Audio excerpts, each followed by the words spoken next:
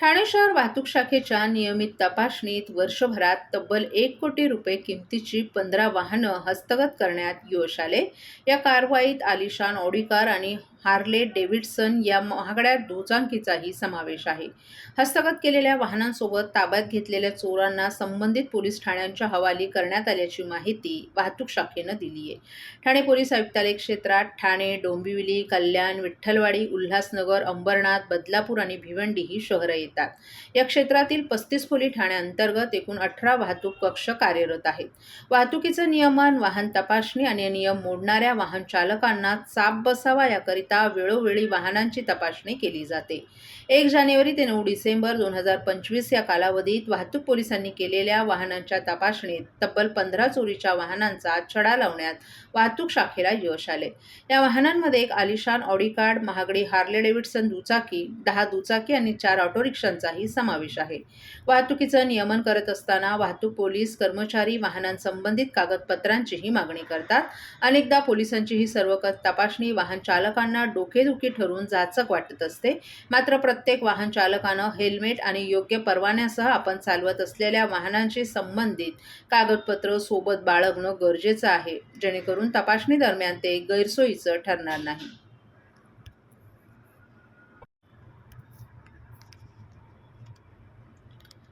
राज्यातील महापालिका, जिल्हा परिषद तसंच काही नगरपालिकांच्या निवडणुका येत्या काही महिन्यात होणार आहेत. लोकसभा आणि विधानसभा निवडणुका महायुतीत लढवणाऱ्या भाजप आणि शिंदेंच्या शिवसेनेची युती होणार की नाही याविषयी वेगवेगळ्या चर्चा रंगल्या आहेत. मध्यंतरी ठाणे जिल्ह्यात दोन्ही पक्षांच्या नेत्यांमध्ये शाब्दिक युद्ध रंगलं होतं, तर दोन्ही पक्षांच्या नेत्यांकडून पक्ष फोडाफोडीचं राजकारण सुरू होतं.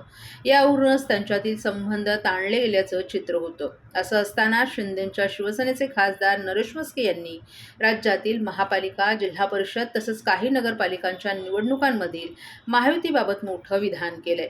शिवसेनेतील फुटीनंतर राज्यात भाजपनं शिंदे गटासोबत महायुतीचं सरकार स्थापन झालं आणि त्यानंतर ठाणे जिल्ह्यातील शिवसेनेचं नेतृत्व करणारे एकनाथ शिंदे हे मुख्यमंत्री झाले.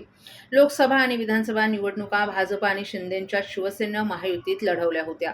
लोकसभेत महायुतीला अपेक्षित यश मिळालं नव्हतं. मात्र विधानसभा निवडणुकीत महायुतीनं सर्वाधिक जागा जिंकून सत्ता स्थापन केली. शिंदे हे पुन्हा मुख्यमंत्री होतील अशी चर्चा होती, परंतु देवेंद्र फडणवीस हे मुख्यमंत्री झाले, तर शिंदे हे उपमुख्यमंत्री झाले. मात्र असं असलं तरी स्थानिक स्वराज्य संस्था निवडणुकांच्या तोंडावर स्थानिक नेत्यांमधील वाद चव्हाट्यावर आले होते.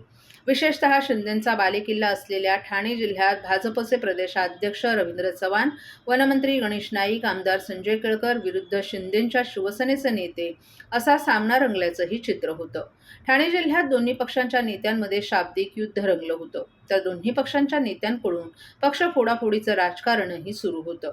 यावरूनच त्यांच्यातील संबंध ताणले गेल्याचं चित्र होतं.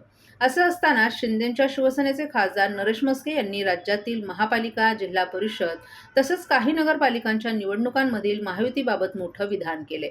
मुख्यमंत्री देवेंद्र फडणवीस आणि उपमुख्यमंत्री एकनाथ शिंदे यांची एकत्रित बैठक झाली आहे. आमचे पहिल्यापासून एकच म्हणणं आहे की लोकसभा युतीत लढल्या, विधानसभा युतीत लढल्या, आता ठाणे महापालिका किंवा कुठलीही महापालिका, नगरपालिका निवडणुकाही युतीत लढल्या गेल्या पाहिजेत आणि तशी युती होईल असं आम्हाला वाटत असल्याचं म्हस्के यांनी सांगितलं.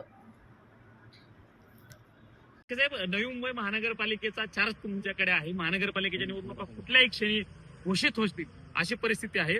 महायुतीचा फॉर्म्युला ठरला असं समजतंय आणि त्यामध्ये तुम्ही एकत्र लढताय महायुती म्हणून, अशी बातमी आहे. माननीय देवेंद्रजी, त्याचबरोबर एकनाथ शिंदे साहेब यांच्या बैठका झालेल्या आहेत.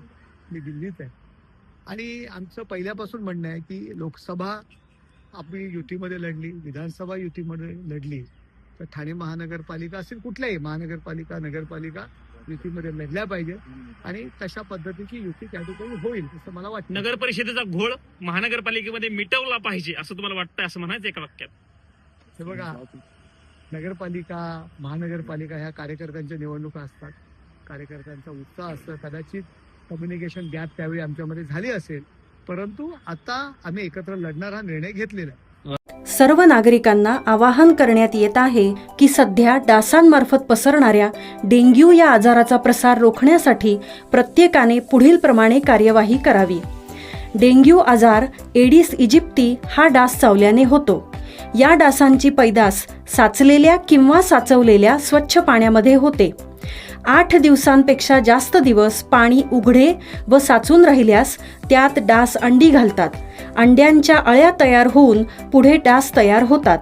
यासाठी आपल्या घरातील पाणी साठे, उदाहरणार्थ बॅरल्स, पिंपे, टाक्या, हौद, रांजणे इत्यादी दर आठवड्याला रिकामे करून घासून पुसून कोरडे करून पुन्हा भरावे.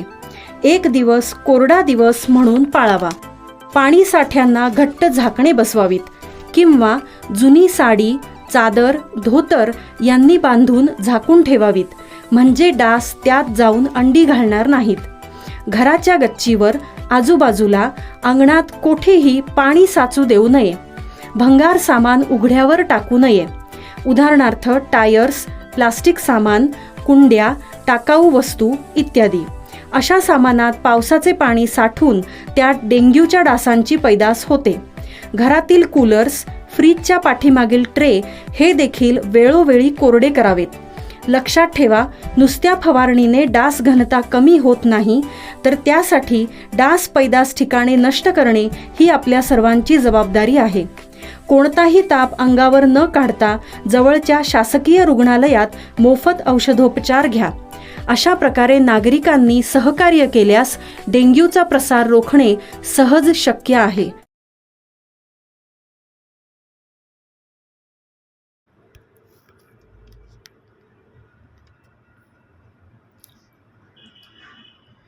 ठाण्यात हवेचा गुणवत्ता निर्देशांक नियंत्रणात महाराष्ट्र प्रदूषण मंडळाचे अध्यक्ष सिद्धेश कदम यांची ग्वाही. हिवाळ्यात हवेचा गुणवत्ता निर्देशांक खालावला जातो, त्याला अनेक कारणं आहेत. महत्त्वाचं म्हणजे आज राज्यात सर्वत्र विकास कामं होत आहेत, त्याचा काही प्रमाणात परिणाम हा हवेच्या गुणवत्ता निर्देशांकावरही होत असल्याची वास्तवता आहे. परंतु ते नियंत्रणात आहे. नियंत्रणाच्या बाहेर ते जाऊ देणार नाही, अशी ग्वाही महाराष्ट्र प्रदूषण नियंत्रण मंडळाचे अध्यक्ष सिद्धेश कदम यांनी ठाण्यात बोलताना दिली. महाराष्ट्र प्रदूषण नियंत्रण मंडळाचे अध्यक्ष सिद्धेश कदम यांनी ठाणे पूर्व कोपरी येथील सामूहिक सांडपाणी जलशुद्धीकरण यंत्रणेला गुरुवारी भेट दिली. या भेटीनंतर त्यांनी पत्रकारांशी संवाद साधला. यावेळी त्यांनी महापालिकेच्या जलशुद्धीकरण प्रकल्पाबाबत समाधान व्यक्त केलं. मात्र आज ठाणे शहर वाढत आहे, त्याचा विस्तार होत आहे. त्यानुसार या जलशुद्धीकरण प्रकल्पात वाढ होण्याची आवश्यकता असल्याचं मत कदम यांनी व्यक्त केलं.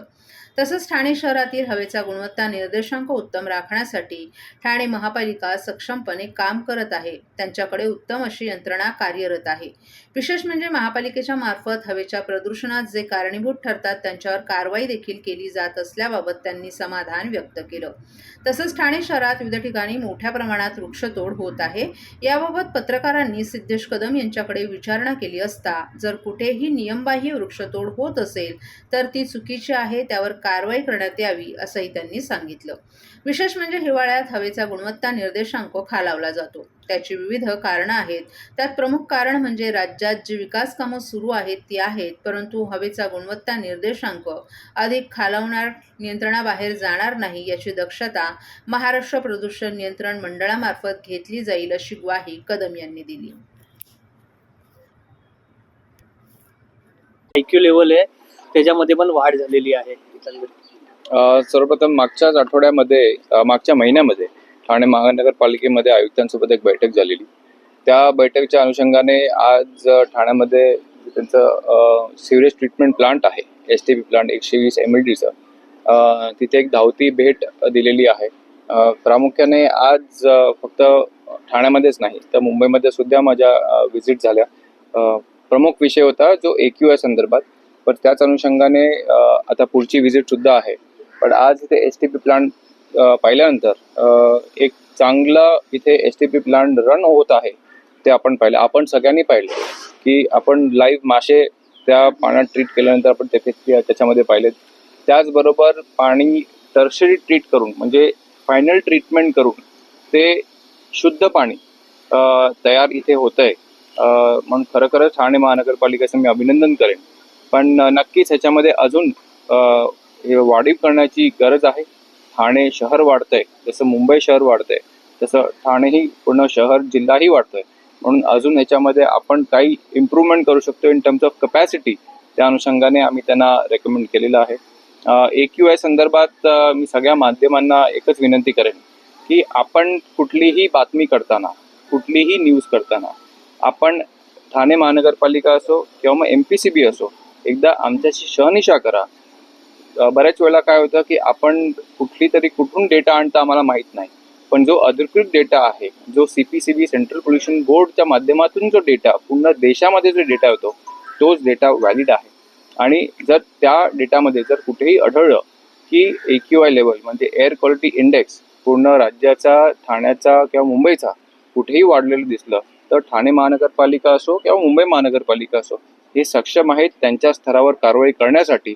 आणि नक्कीच ठाणे महानगरपालिका म्हणून त्यांचे आयुक्त राव सर आणि त्यांचे सगळे पदाधिकारी, सगळे अधिकारी वर्ग हे ती एअर क्वालिटी इंडेक्स आपला एवढा खराब नाही झाला पाहिजे आणि तो कंट्रोलमध्ये राहिला पाहिजे, त्या अनुषंगाने ते काम करतात. सर, यंत्रणा कुठेतरी कमी आहे ठाण्यामध्ये असं समोर आलेलं आहे. यंत्रणा कुठेही कमी नाही आहे.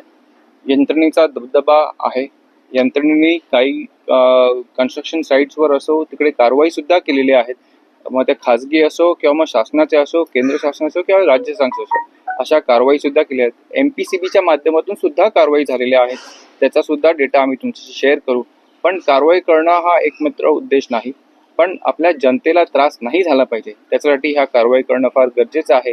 यंत्रणा पुरेशी आहे, यंत्रणा सक्षम आहे आणि यंत्रणा जर कुठे कमी पडत असेल तर नक्कीच MPCB म्हणून आम्ही त्यांना मदत करायला तयार आहोत. पण असं आम्हाला कुठे वाटत नाही. जर वाटलंच तर ठाणे महानगरपालिकेला आम्ही मदत करायला तयार आहोत.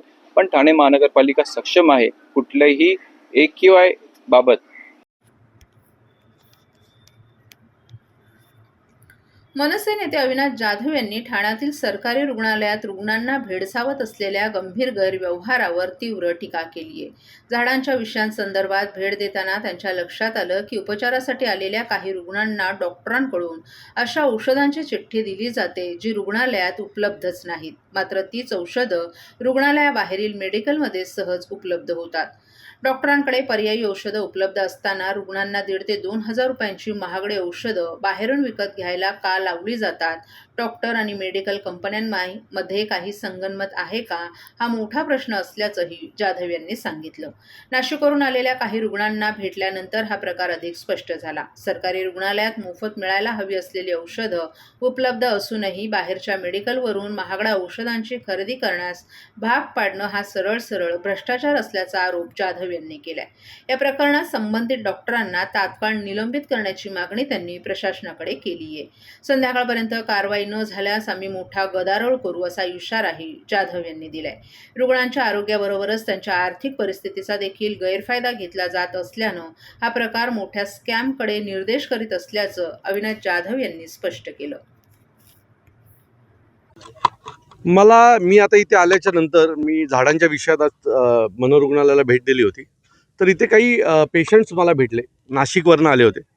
विषय असा आहे की डॉक्टरांनी अशी औषधं लिहून देतात जी त्यांच्याकडे अवेलेबलच नाही आहेत आणि ती जी औषधं आहेत ती बरोबर हॉस्पिटलच्या बाहेर असलेल्या मेडिकलमध्ये अवेलेबल आहेत. याचा अर्थ काय होतो? आता त्याच गोष्ट आता ह्या हॉस्पिटलचे जे हेड आहेत त्यांना मी बोलवलं होतं, तर त्यांनी सांगितलं ना पर्यायी औषधं आमच्याकडे आहेत. मग पर्यायी औषधं जर तुमच्याकडे उपलब्ध आहेत तर लोकांना 1,500 ते 2,000 रुपयाची औषधं बाहेर विकत घ्यायला का लावताय? ह्याच्या मागे काय रॅकेट आहे की डॉक्टर्स आतमध्ये बसलेले सरकारी डॉक्टर्स आणि ह्या ज्या काही मेडिकल कंपन्या आहेत त्यांच्यामध्ये काही संगनमत आहे का? कारण ती औषधं बरोबर इथे मिळत नाही पण बाहेर हॉस्पिटलच्या बाहेर असलेल्या मेडिकलमध्ये मिळतात. सो मला असं वाटतं की गरीब जनतेची फसवणूक आहे. सरकारकडे उपलब्ध असलेली औषधं ही लिहून न देता मेडिकलमधनं कशी काय विकत घेता येतील या प्रकारची एक स्कॅम ह्या सरकारी हॉस्पिटलमध्ये चाललाय की काय असा प्रश्न आमच्यासमोर पडलेला आहे. मी तात्काळ जो कोणी डॉक्टर आहे त्याला सस्पेंड करण्याची विनंती केलेली आहे. आज संध्याकाळपर्यंत तसं झालं नाही तर याचा मात्र गदारोळ आम्ही नक्की घालू, एवढं नक्की. योग्य स्टॉक आला नाही तर पुढचं पाऊल देखील मला स्टॉक आहे, औषधं आहेत, पर्यायी औषधं पण आहेत, पण ही लोक अशी औषधं लिहून देतात जी सरकारी हॉस्पिटलमध्ये अवेलेबलच नाही आहेत. ती बरोबर बाहेर गेल्यावर मेडिकलमध्ये अवेलेबल होतात. सो याचा अर्थ हा भ्रष्टाचारच आहे ना. रुग्णांच्या जीवनाशी खेळ सुरू आहे. रुग्णांच्या जीवनांशी खेळतातच, त्याच्याबरोबर त्यांच्या आर्थिक परिस्थितीशी पण खेळतात. जी औषधं फुकट मिळाली पाहिजे त्या औषधांसाठी ही लोक जवळजवळ 2,500-3,000 हजार रुपये दर महिन्याला खर्च करतात. सो याचा अर्थ आहे हा आता इथे आम्हाला 3-4 पेशंट मिळाले, असे अनेक पेशंट रोज येत असतील. म्हणजे हा खूप मोठा स्कॅम्प आहे आणि हा मी तुम्हाला खात्रीने सांगतो की सर्व सरकारी हॉस्पिटलच्या बाहेर हा अशाच प्रकारचा स्कॅम कंपनी आणि डॉक्टर्स मिळून करत असतील.